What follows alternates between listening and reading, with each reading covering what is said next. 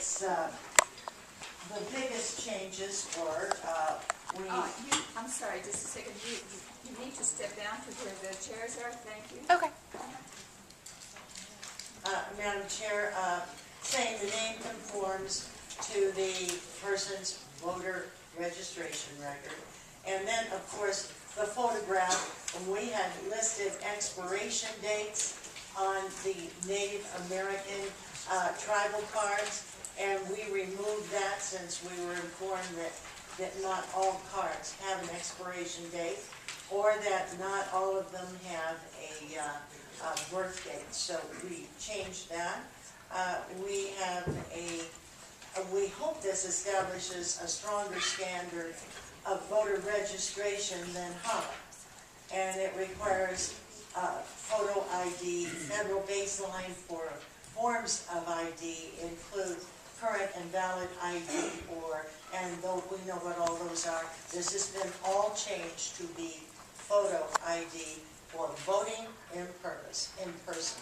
And then we added a section that is on page 9. And sorry, I have the wrong one in front of me. It's on page 9 and 10 that we thought would make it a little clearer about voting, and that was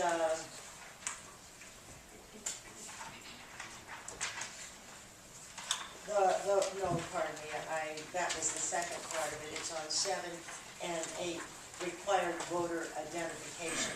And on 8, on line 7, we have added that if a person wants to file a complaint and it's voted on a provisional ballot, this is an existing law, that you should provide the required voter identification to the clerk's office within 3 days. We changed that instead of before the county canvass begins, because it is usually 3 days, trying to make it a little more understandable.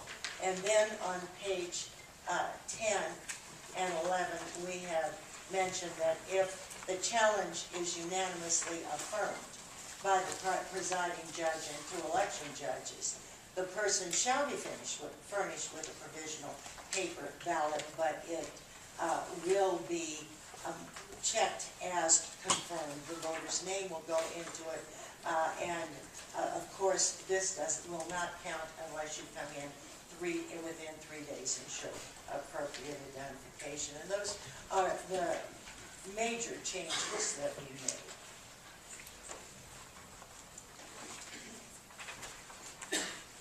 This bill still requires that you must show a photo ID when you vote in person in early voting and in general election, a regular election.